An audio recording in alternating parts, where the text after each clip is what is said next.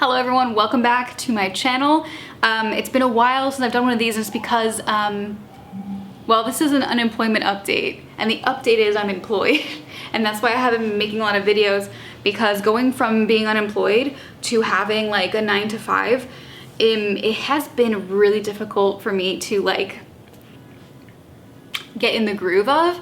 So I thought today we'd do some makeup. Also, my coworkers are really cool, and my coworker gave me a bunch of makeup products that like didn't work for her because she found my Instagram, including some Jones Road products, some Clinique products. So I thought I would just do a little makeup look today using the things.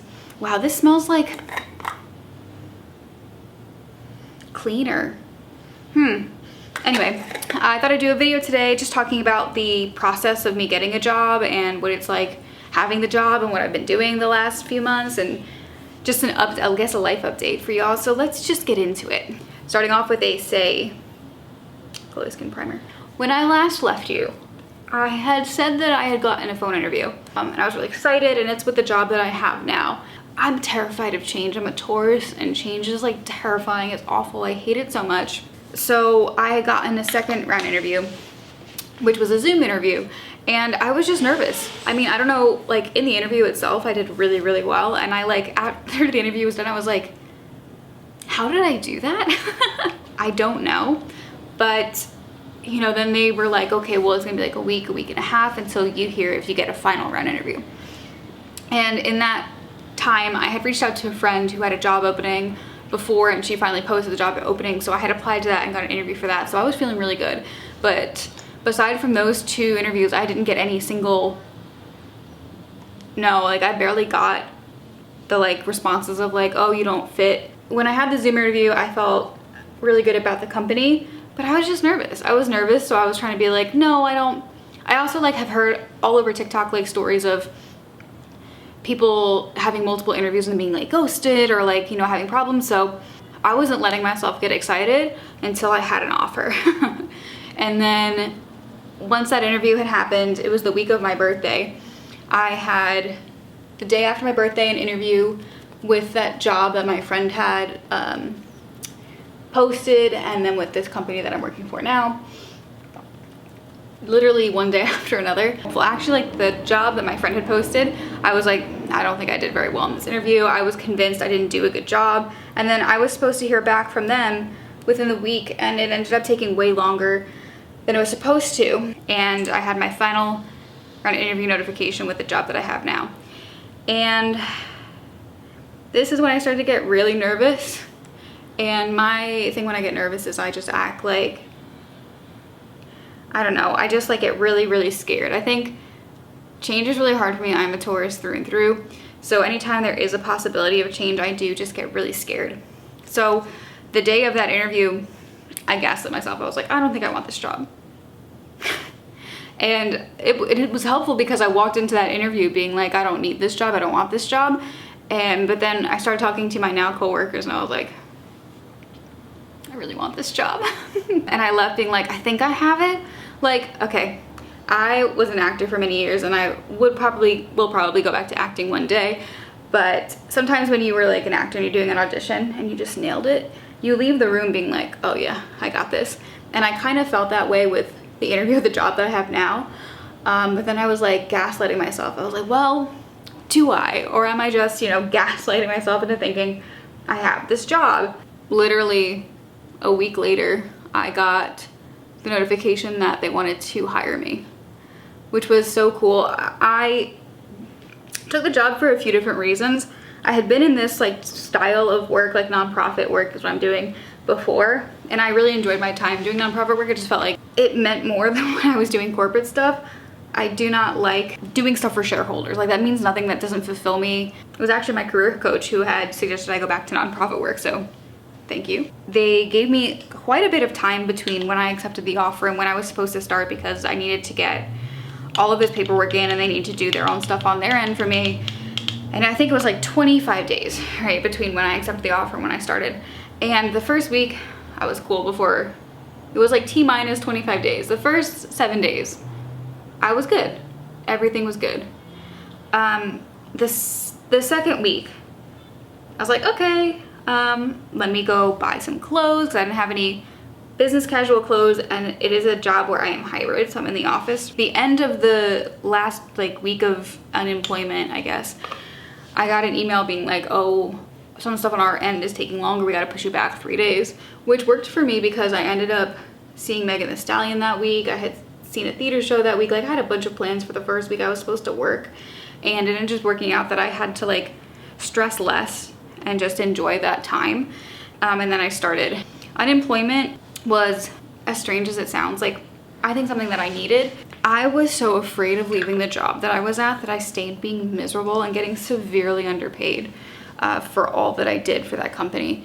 I think, you know, being unemployed, first of all, like gave me a lot of time to figure out what I wanted to do, prioritize my desires, like show up for friends and family in a way that like I couldn't do when I was employed. And unfortunately, like I'm already not able to show up as much as I want to because I'm employed again. It was really nice to just live life according to what I wanted to do. I'd wake up and like, what do I want to do today? And then I would do it. And if I wanted to research, if I wanted to write, I would do it.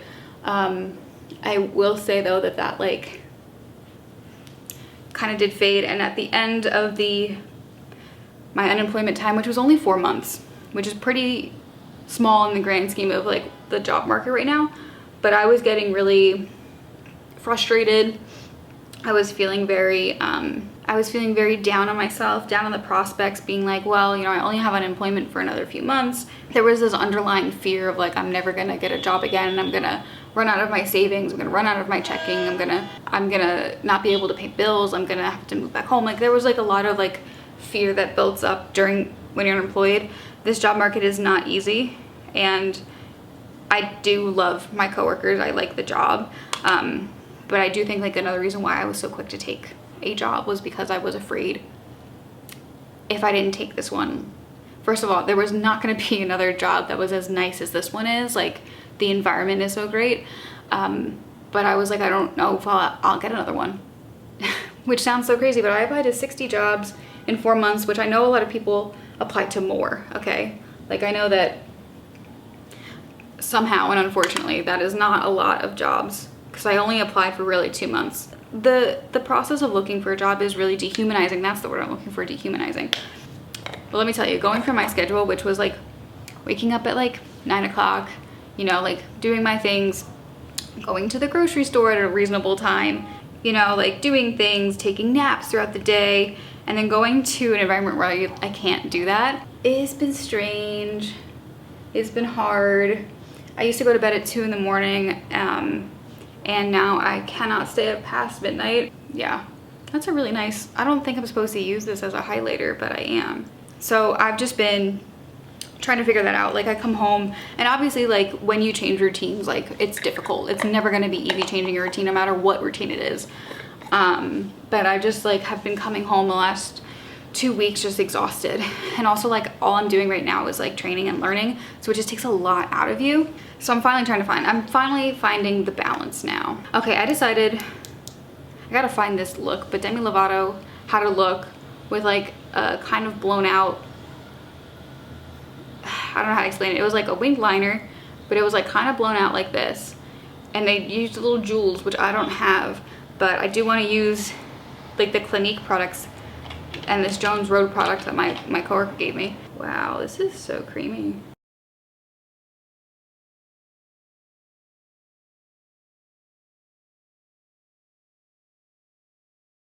Okay, this Jones Road product, it's a face pencil.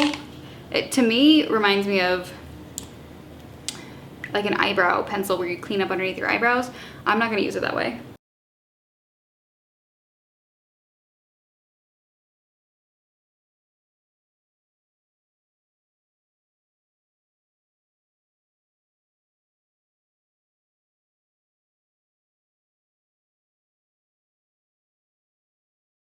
And I know that even though it's difficult right now, like where I am, I know it's gonna be okay and get better, and I'm gonna learn how to balance everything a little bit more, because I had a full-time job for 2019 plus. I mean, even before I had a full-time job, I was working like 60 hours a week plus doing other things, and I still found time to do it all without being like ridiculously exhausted. And granted, I was like 5 years younger, but I do think that I'll be able to find a balance, still be able to work on the things I want, and just like be really intentional with my time. Obviously, I'm a Taurus, I'm still gonna need a rot day here and there, and I'll just see what happens next. Life is so unpredictable, and I think one of the beautiful things about life is that you're able to change and reinvent yourself and invent yourself again and do something new, and I think that's like what I gotta remind myself, like change is okay. Other than that, life updates for me, not much else has been happening. I'm writing a new play. I'm doing a lot of research on cults, because one of the things about me is like I am so interested on how humans work. I really enjoy learning like why people do what they do, and cults have always been something that has interested me because I just don't understand it. Like at a core level, I don't understand how you can join a cult, but a lot of people do. And I was watching this Netflix series, How to Be a Cult Leader, How to Become a Cult Leader. Peter Dinklage does the voiceover for it, or the narration rather, and it made me think. Like they left with being like, well, because everything is so tumultuous right now, and like there's really nothing we can concretely hold on to, like cults are having a resurgence because like people are looking for meaning in a world that has no meaning, or like that feels meaningless. And I was like, ding ding ding, it's a great play. You know the meme of like Dua Lipa, like you go girl, you give nothing?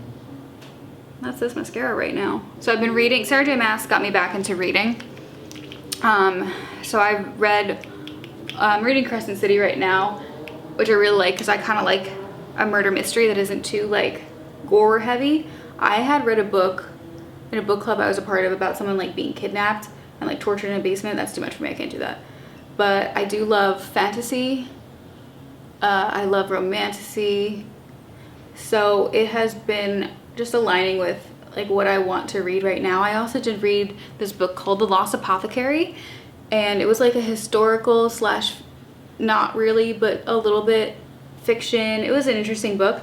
Not typically the style of reading that I am into, but I appreciated this. I just wish there was more to it. I think it left me wanting more in some areas and left me wanting less in others. But yeah, it's been 12 books. 2 of them have been history books. It's been good, and I'm doing research currently.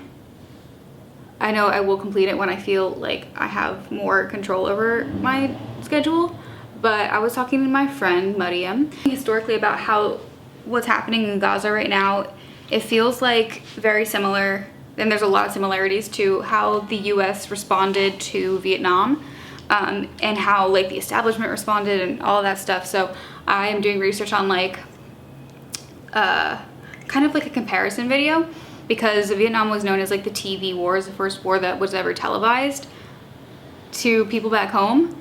And so this feels like social media's version of that. So I do plan on like recording that video for TikTok.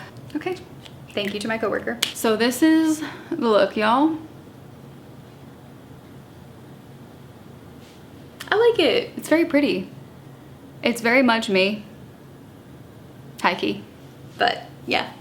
So I said all of that as an update just to say I will come back to making videos, but it will be slow. Slow and steady wins the race. And yeah, I'm just really excited to find that balance again and start talking to you guys about stuff, because I have so much to talk about. I have so many good things to talk about. I have so many ideas of what to film, and I'm just excited to do it. So thank you guys so much for watching. Subscribe if you want to, and I will see you in the next video. Bye y'all.